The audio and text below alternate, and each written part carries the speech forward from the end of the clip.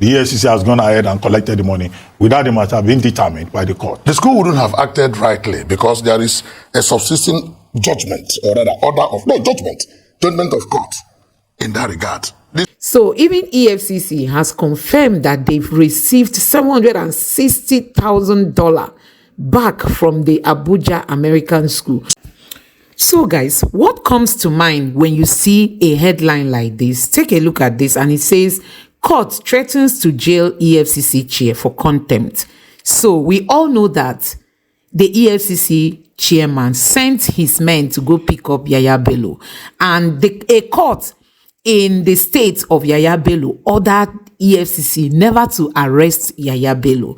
And because they attempted arresting him, the court is frowning at that, and they've summoned the EFCC chairman, threatening that they are going to jail him for ever taking that step. So guys, you can see that fighting corruption in this country is going to be difficult. For me, it's going to be difficult, especially if the judiciary is not helping out matters. If the judiciary is not helping out matters. Now, we are expecting YAHAYA Bello to come explain where he kept the money that belongs to the Kogi people.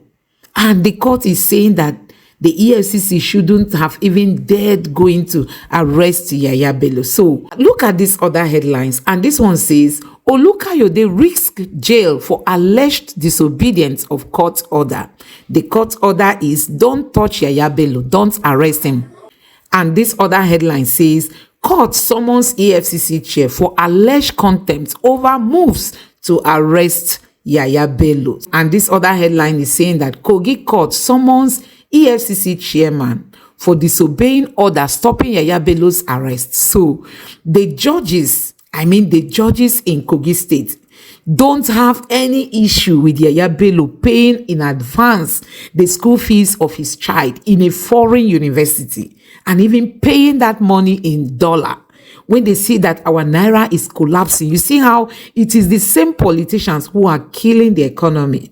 And at the end of the day, they will tell the ordinary masses to be patient, to bear the sufferings. So guys, I'm going to let you watch this video. Just take a look at this conversation for yourself and let me know what you think about this in the comment section below. Please don't forget to subscribe to my channel and turn on the notification bell. Take a look. To court must submit to the adjudication of the court. And if agencies of government that are set by law, established by law, begin to breach the pronouncements of courts, which themselves are also set by law, then of course we are not moving the country in the right direction. The EFCC chairman should, and is expected to obey lawful orders of court. The order of court given by the Kogi State High Court, which is a court of record, to the fact that certain actions should not be done and certain actions should be done. And if anybody feels that such an order should not be, the rightful thing to do is to appeal such order. The High Court had given an order that Mr. YAHAYA Bello should not be arrested, arraigned, harassed, and prosecuted without leave of court. That caveat is very important because YAHAYA Bello has gone to court saying that he is being persecuted, that he is being hounded unnecessarily and unduly. So it has always been back and forth between him and EFCC. And he said this thing started even while he was in office as governor. And that was when EFCC was arresting his appointees, arresting members of his State Executive Council on charges that they could not even substantiate. So, and EFCC was always insisting that they had issues against YAHAYA Bello. And we recall that in 2022 or thereabout, they went to court against the same government. And sometimes the thing got stalled. And even the matter that is now the issue now before the court is a matter that even started sometime in 2021. So, between YAHAYA Bello and EFCC, the public is yet to know the truth. And the truth can only be said in the court of law, because one must say the truth in the court of law when you are under oath and when you have taken an affidavit to say the truth. But when you begin to give all manner of opinions in the public, sometimes even the social media, not even in the mainstream media, sometimes in the social media, the people get confused as to who is telling the truth. And that is why all eyes are expected all the truth are expected to come from the court, from the judiciary, so that we know exactly what is going on. Now, the court is saying that the lawful order issued by the judge Justice Jamil, is being flouted by EFCC. And of course, the chairman should come and give answers to that. Of course, EFCC was claiming that he was invited, and YAHAYA Bello has said nobody ever invited him, and he's been challenged EFCC to publish to the public the letter of invitation. When was it delivered? Who received it and all that? And of course, the public is yet to see that. So the general feeling of the public and from the back and forth is that YAHAYA Bello was never invited by the EFCC, in which case the EFCC had not told the entire truth with respect to the invitation. Now, you are now talking about the summons by the court. That's a very different ball game. YAHAYA Bello cannot say that he has not gotten the summons since he has been served by substantial means through his counsel. Of course, his counsel is except if he now says the counsel is no longer representing him in court. But since the counsel is still representing him in court, he has been summoned by the court. But the issue now, which is still hanging, is the issue of disobedience of lawful order of court, which is what has made the High Court to say that chairman of EFCC must show cause why he will not be committed to prison for contempt of court, because they went outside the order of court to lay siege on YAHAYA Bello, and also went outside the order of court to do those things which the court said they should not do, pending the determination of the substantive suit. The substantive suit has not been determined. Meanwhile, EFCC went to Court of Appeal to challenge that interim order. And the matter was slated for hearing on 22nd of April, while the substantive suit now came out on 17th of April. So by 22nd of April, the suit at the Court of Appeal had become academic, and then they had to quickly withdraw that. So as at now, there is no appeal on that matter pending before the Court of Appeal. What we are now looking at is the substantive judgment by the High Court of Kogi State. And there's also another substantive judgment by the FCT High Court, which also surrounds the whole issue about payment of school fees and non-payment of school fees, which of course the EFCC also has some questions to answer. Bottom line, Dr. Abate, is we cannot build a country with this type of approach to law. Approach to law in the sense that you don't pick and choose which order to obey and which one not to obey. Every court that is set up by the Constitution as a competent court of justice must be respected. The EFCC has gone ahead and collected the money without the matter being determined by the court. The school wouldn't have acted rightly because there is a subsisting judgment, or rather judgment of court in that regard. The school went into an agreement, which they call the post-paid school fees agreement, something like that, in August 2021. All this are in the public domain. With not just YAHAYA Bello, but his family. Because when the EFCC now pressed that they should return the money, the school, it wasn't today, they started pressing since 2022.